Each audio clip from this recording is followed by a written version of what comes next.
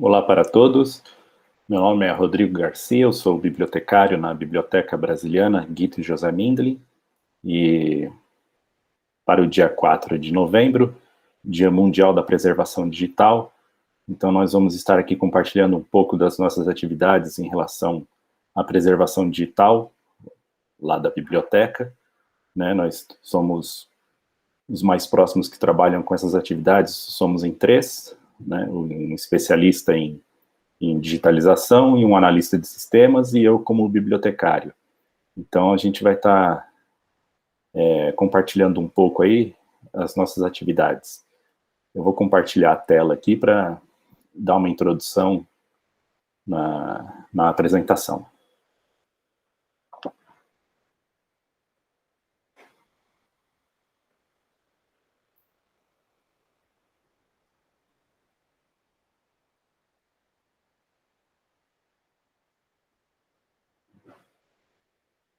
Ok. Então, em comemoração ao Dia Mundial da Preservação Digital, dia 4 de novembro, né? Sou bibliotecário da BBM USP, está aí meu contato. Só para dar uma introdução, né, a Biblioteca Brasiliana Guito José Mindlin, ela foi inaugurada em 2013, né? Foi construído um edifício especialmente para abrigar a coleção no campus da capital da USP, né? São aproximadamente 60 mil volumes, o que correspondem a mais ou menos 32 mil títulos, né? São obras sobre a literatura brasileira, né? Relatos de viajantes, manuscritos históricos e literários, periódicos, livros científicos e didáticos, muitas iconografias também, livros de artistas, entre muitos outros, né? Livros da impressão régia. Muitas das obras que compõem o acervo brasiliano na USP também pertenceram ao pesquisador Rubens Borba de Moraes, né? Também professor, bibliófilo também, professor da UNB, né? Muitas das obras que compõem o acervo eram dele, e ele chegou a doar muitas de sua coleção pessoal para o próprio Mindlin. Então, nós temos muitas obras que pertenceram também a Rubens Borba de Moraes.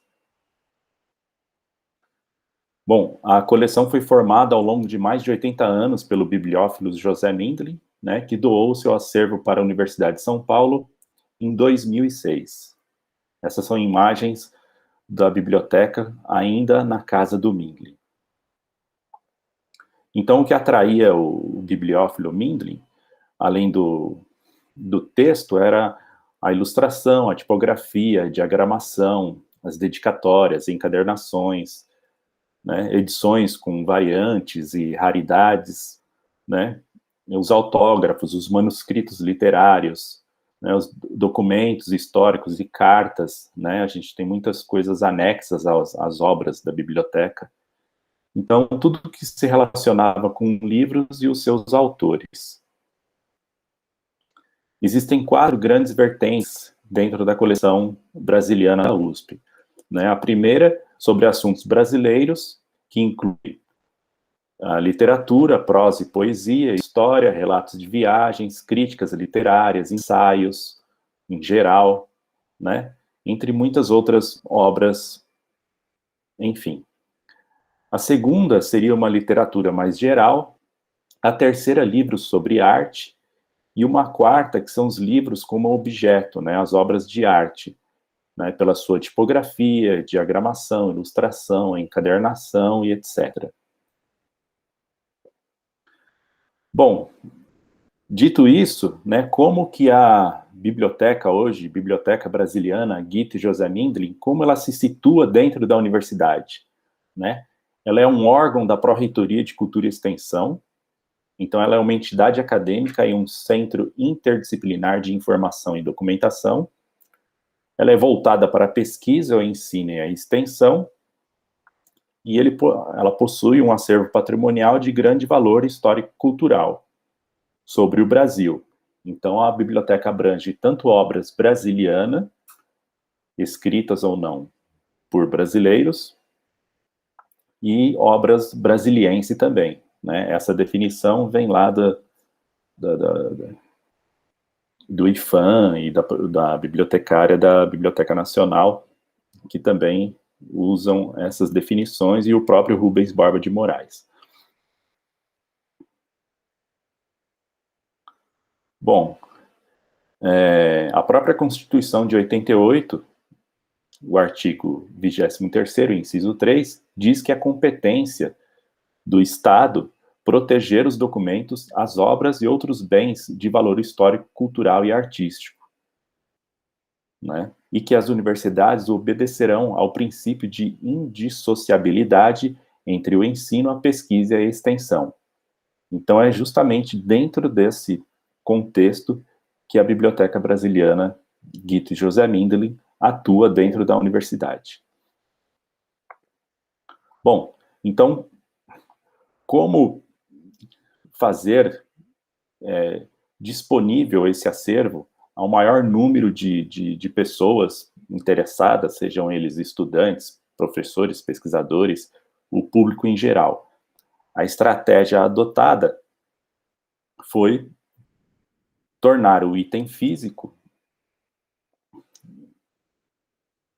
né,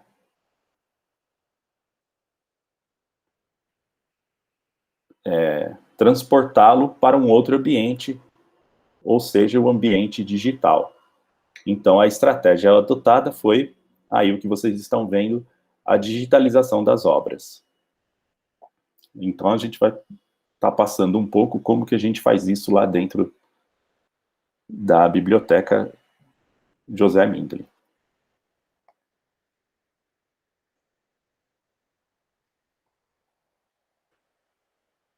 Né? Então, a gente transpõe um item analógico para o digital e disponibilizamos ele numa biblioteca digital que pode ser consultada, pode ser feito o download, enfim. Né? Pode ser consultada diretamente no navegador também. Então, existem essas duas opções. A pessoa pode fazer o download de uma versão em PDF ou ela pode consultar no próprio navegador, folheando as páginas, como se estivesse consultando a obra física. Bom, a primeira estratégia lá em meados de 2008, 2009, foi o desenvolvimento de uma primeira versão de biblioteca digital, foi chamada de plataforma Corisco, né? Essa é a primeira versão da biblioteca digital, e foi disponibilizada uma quantidade razoável de obras, entre manuscritos, livros, mapas, periódicos, além da catalogação e indexação de algumas imagens, né?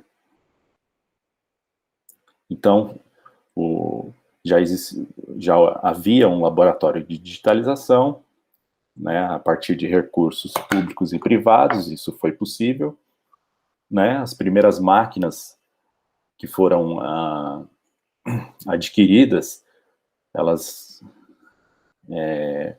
depois a gente viu que elas não eram as mais adequadas para o tipo de material que nós tínhamos na biblioteca, que são a maioria obras raras e especiais, e as primeiras máquinas que foram adquiridas, elas servem mais para a digitalização em massa, né, de grandes volumes de documentos, porque ela é bastante automatizada e tudo mais, e essa automação, embora possibilite uma maior agilidade, né, para obras raras e especiais, que são mais frágeis, ela pode danificar a obra, né. Bom, as primeiras digitalizações que foram feitas, ainda muito de forma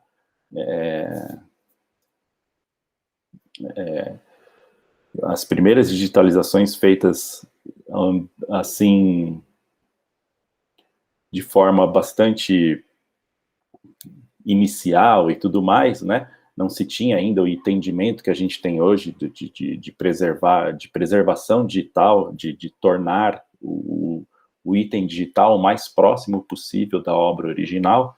Então, aqui a gente vê um exemplo bastante icônico, né? Porque por muitas vezes a gente eram feitas as digitalizações, mas você acaba vendo interferências nas imagens, como as presilhas que você vê aqui na primeira imagem,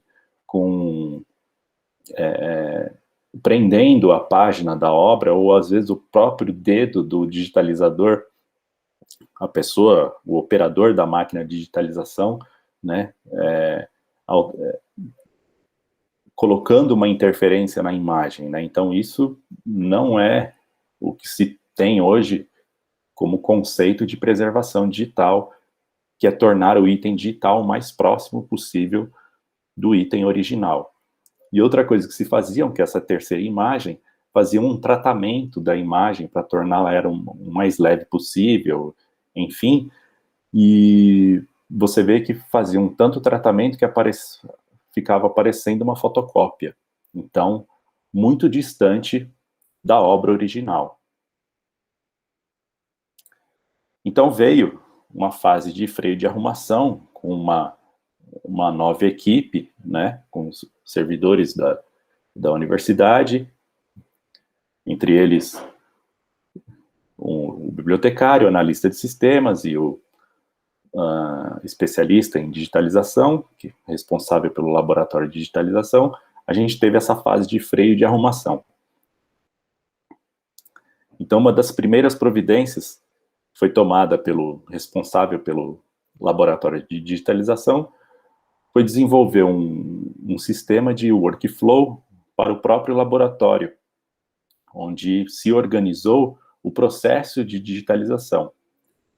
Então, hoje nós temos 5 etapas no laboratório de digitalização: a etapa digitalizar, a tratar, o procedimento de OCR, né, a leitura dos caracteres das imagens, e uma etapa de compactação e por fim, o envio para o storage, que é o que a gente vai falar no final, que é como a gente mantém essa digitalização nos servidores.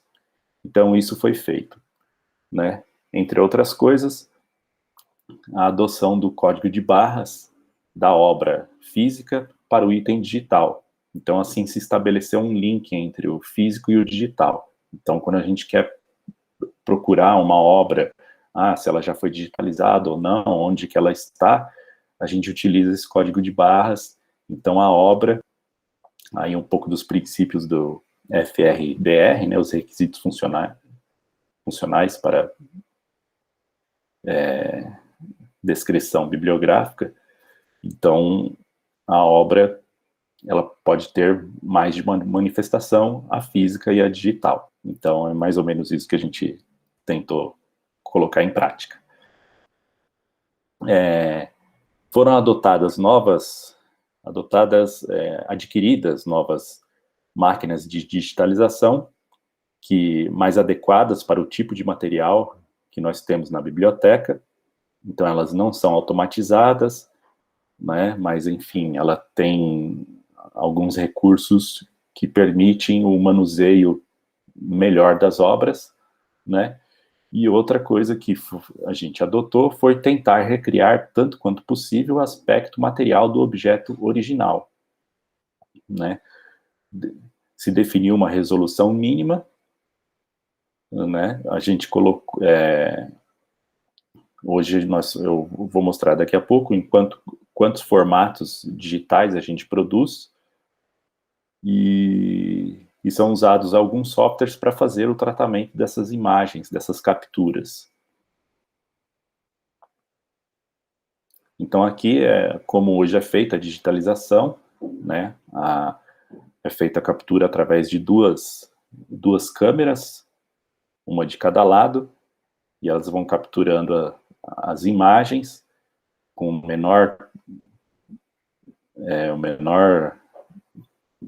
a menor interferência possível nas imagens, né? Então, o que se tinha antes, que era um aspecto de fotocópia, hoje nós temos uma reprodução do item original o mais próximo possível, né? A gente pode ver as anotações, rabiscos, manchas, cores, né, das obras originais. Então, tudo isso a partir dessa digitalização. Você vê que é um berço onde o livro fica, e aí manualmente é feita a digitalização, né, com cuidado com a obra não é aberta em 90 graus, né, sempre em 90 graus no berço, para tentar preservar também o item físico.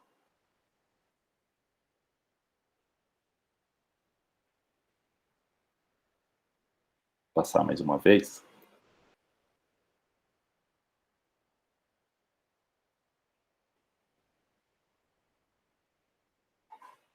Esse é o trabalho do laboratório de digitalização aqui da biblioteca.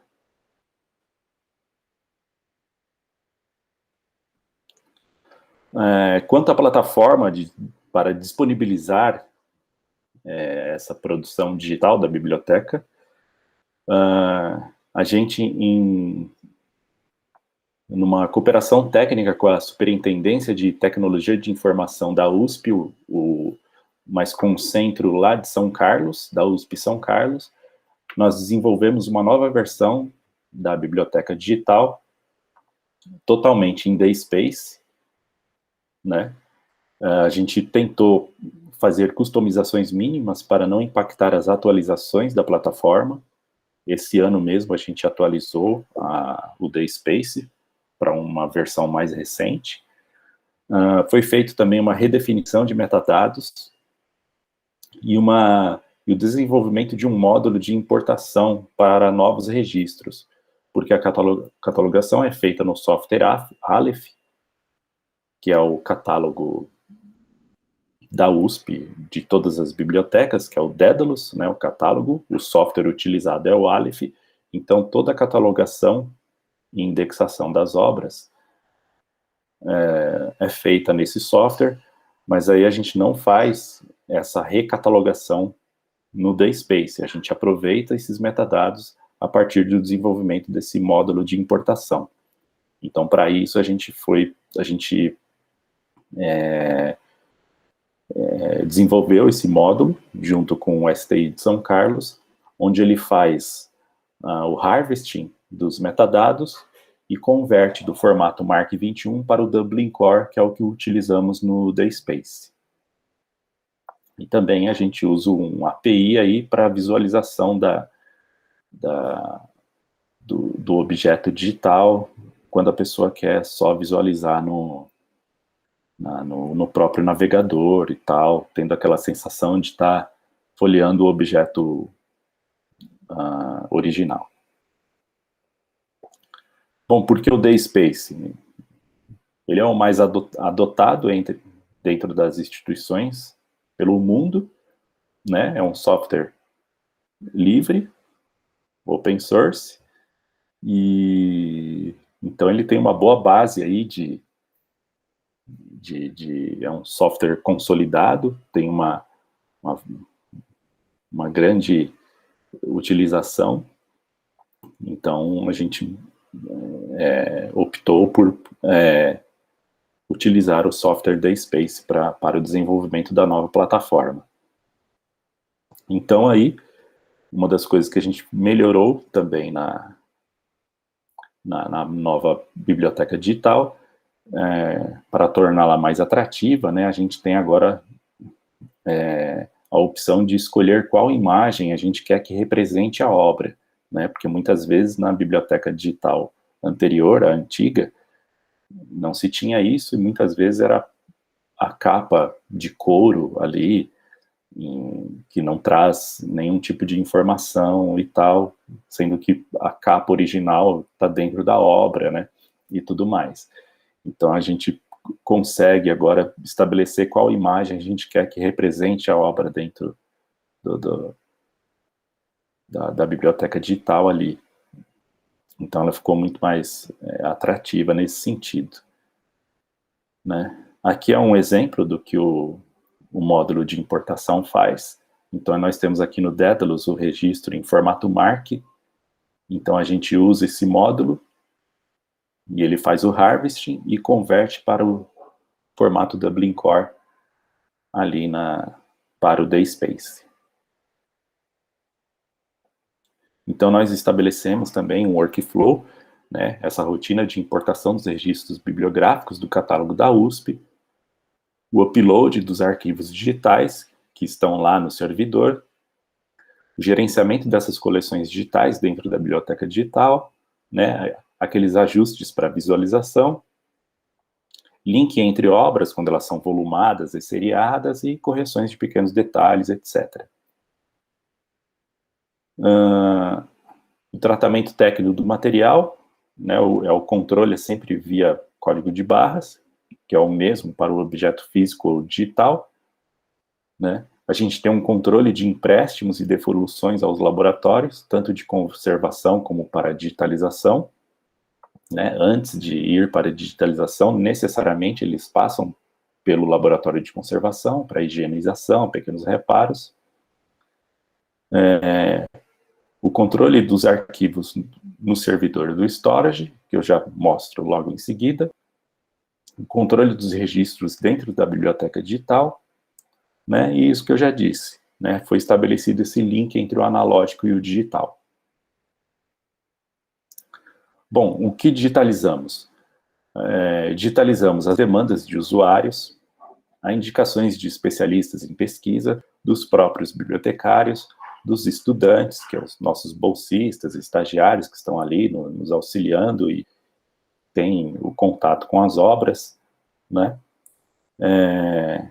Os materiais a serem digitalizados passam por diversas triagens, né? Desde o serviço de biblioteca até o laboratório de conservação e digitalização. Então, a gente trabalha com a ideia de uma equipe curadora. Então, todos ali estão propícios à seleção dessas obras e o que seria mais interessante ser digitalizado. Então, a BBM Digital, ela passa de um projeto inicial, lá no início, aquela primeira versão, para um processo dentro da Biblioteca Brasiliana Git José Mindlin, tornando-se um insumo para novos projetos, né, experiências e análise em ciência da informação, biblioteconomia, representação e organização da informação, preservação digital, disseminação da informação, além das humanidades digitais, né, e a construção de novas ferramentas de análises, né, link de data e representações mais imediatas e intuitivas para facilitar a aquisição cognitiva, entre outros. Então, a partir da biblioteca digital, a gente já tem, eu vou até mostrar um dos projetos, que foi a partir, mais de um até, a partir da biblioteca digital, agora a gente consegue desenvolver novos projetos também em ambiente digital. Bom, tudo que eu falei até agora está aí nessa referência, né, um artigo na revista Pragmatize, e toda essa experiência, esse relato de experiência do desenvolvimento da nova biblioteca digital está nesse artigo aí, então está aí disponível para quem quiser maiores detalhes. A gente tem também um wiki da BBM, do Serviço de Biblioteca e Documentação, então lá também tem tudo que a gente tem feito, os eventos, vídeos, produção bibliográfica, manuais que desenvolvemos para catalogação e tudo mais. Então, tudo a gente tenta tornar disponível aí, vocês podem consultar à vontade. Bom, aqui é a interface do servidor, o storage. Então, cada pastinha dessa é um item digital, né, de uma obra que foi digitalizada. Então, a gente acaba armazenando os itens digitais no formato, a nomenclatura de cada pasta dessa é o próprio código de barras da obra física, né? Aqui, por exemplo, é um exemplo de como a gente visualiza dentro do servidor as imagens digitalizadas. Cada pasta dessa tem duas principais subpastas. A gente tem a pasta imagens, que armazena as capturas originais, né? Então, você tem ali até um código de cores no momento da digitalização e tudo mais. E as imagens, elas já são armazenadas conforme foi feita a captura. Então, as imagens trazem os metadados de captura, a dimensão, a máquina que foi utilizada, o perfil de cor e tudo mais. E a gente tem uma outra pasta, a Output, que são as imagens de saída, que é aquilo que a gente disponibiliza na biblioteca digital. Então, essas imagens são convertidas para JPG e também são geradas duas versões em PDF, uma mais leve para ser disponibilizada na biblioteca digital e uma outra versão de PDF um pouco mais pesada para fins de preservação digital. Então, é isso que é armazenado no servidor.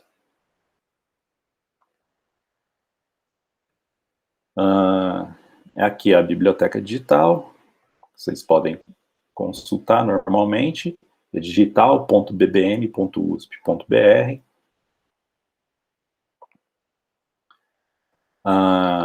Aqui já é um daqueles projetos que foram desenvolvidos a partir da biblioteca digital. Esse aqui é o Atlas dos Viajantes do Brasil. Então, a gente consegue... foram feitas algumas obras selecionadas, algumas obras dos viajantes, e foram feitos destaques importantes dessas obras e transformadas em pontos dentro do mapa que geram um percurso que o viajante fez no Brasil em determinada época. Então, hoje nós temos 7 viajantes, mais ou menos. Então, cada percurso que esse viajante fez no Brasil em determinada época está marcado no mapa. Então, foi feito uma catalogação desses pontos e convertida para um mapa. Então, essa é uma primeira forma de apresentar os livros da biblioteca de uma outra forma, mais interativa, mais intuitiva, e que o usuário possa, né, compreender melhor a obra. É bem interessante, depois vocês podem estar dando uma olhada também. Nós temos o site da biblioteca, também a gente desenvolveu um novo site aí. Nós temos um blog, né, que a gente tenta ali fazer comentários sobre eventos, sobre as obras, livros, publicações, etc. Então, tá tudo aí também. A wiki do SBD, vocês podem estar consultando também. Um dos projetos que a gente está desenvolvendo seria para os conjuntos documentais da biblioteca. A gente tem uma série de conjuntos documentais, além da coleção bibliográfica, né? Além do acervo bibliográfico. Então, a gente está em desenvolvimento também, esse projeto, tornar disponível esses conjuntos documentais. Também desenvolvimento, a pesquisa integrada, onde a gente tenta dar oportunidade para o usuário em fazer uma pesquisa numa única interface nas bases de dados que a gente tem desenvolvido dentro da biblioteca. E aqui a gente mostra para vocês o servidor da biblioteca. Esse fica na própria biblioteca mesmo, a sala dos servidores. Ela tem um sistema de incêndio a gás, né? Por não poder utilizar nem água, nem pó químico. Então, ele é um sistema a gás. Existe um backup de ar-condicionado também. Existe um ar-condicionado central, mas em caso de pane, esse começa a funcionar para manter sempre os servidores numa temperatura constante, enfim. Então, a gente tem aqui o servidor, o storage, e tudo aquilo que eu mostrei, esses últimos slides, a própria biblioteca digital, o servidor,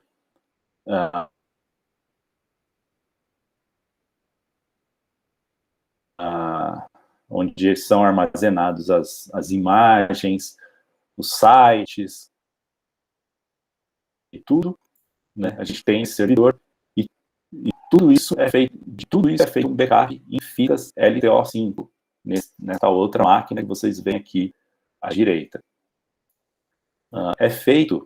Isso são informações que eu obtive do nosso analista de sistemas, o Francisco. No fim, eu vou deixar o contato de todos nós aqui, para quem quiser. Então, uma vez por semana é feito um backup incremental. Então, é feito um backup só daquilo que foi alterado, né, em todos esses conteúdos digitais. E uma vez por mês é feito um backup diferencial de todo, um backup geral, né? Então, os dados são armazenados em fitas LTO5, eles não são compactados, porém, existe uma compactação automática realizada pelos gravadores de fitas LTO. Então, o servidor e o gravador de fitas, eles ficam na mesma sala, né? Então, a gente tem um servidor. Caso aconteça algum problema no servidor, a gente tem um backup em fita, que pode ser restaurado depois. Além disso, né, esse processo de backup realizados em fitas LTO5 são realizados automaticamente por esse software, o Bareus, que é um fork do Bacula. Tá aí as informações dele. Né? São sistemas open source com um formato de armazenamento bem conhecido e documentado. Né? Então, eles são feitos de forma automática, esse backup do servidor para as fitas LTO5. Então, eles são um backup automático. Agora sim, além disso, há pouco tempo nós conseguimos uma hospedagem nos servidores da USP, né? Lá no STI, aqui do campus da capital. Então, uma vez a cada 6 meses é feito um backup, por enquanto não automático. É o nosso analista de sistemas que faz esse backup para os servidores da USP. Então, esse servidor aqui já é fora da biblioteca. Né? Os dados armazenados no storage também não são compactados. Eles são armazenados em pacotes criados pelo software Bareus, que utiliza um formato aberto e bem documentado. Né? São também armazenados os backups do próprio banco de dados do Bareus para recuperação em caso de perda do sistema de backup. Então, se o próprio sistema de backup der algum problema, a gente tem o backup do software que faz o backup.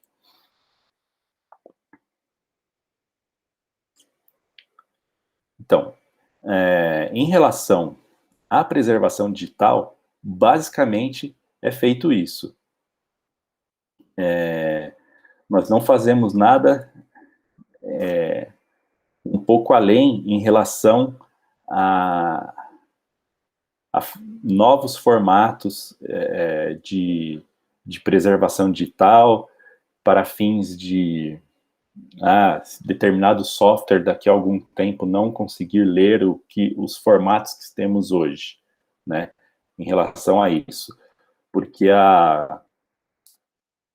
que são gerados aqui é uma imagem em TIFF, né, que é a captura original, e o TIFF, ele tem uma baixa ou nenhuma compressão, né, então é um arquivo não está naquele passo de ter procedimentos para a recuperação perpétua de todo esse conteúdo. Então, isso é um passo ainda a se dar, né? O que nós temos são backups do que temos, né? A gente tem o backup do que temos. Se acontecer alguma coisa em algum servidor, a gente tem 2 backups, um em fita e o outro fora da biblioteca, também como backup. Basicamente é isso que fazemos aqui. Então eu deixo aí os nossos contatos. Eu sou o Rodrigo, o Johnny é o especialista em digitalização e o Francisco é o analista de sistemas. Então aí tem os nossos e-mails. Se alguém tiver alguma dúvida, alguma pergunta, vocês podem estar mandando para a gente aí, a gente está à disposição aí para conversar, e seria ótimo a gente conversar e trocar ideias, e enfim. Deixa eu parar aqui, ó. Então é isso. Eu agradeço muito aí espero que vocês tenham gostado aí da apresentação, espero que tenha sido claro aí, e fico à disposição, ok? Até mais, feliz dia aí da preservação digital. Um abraço.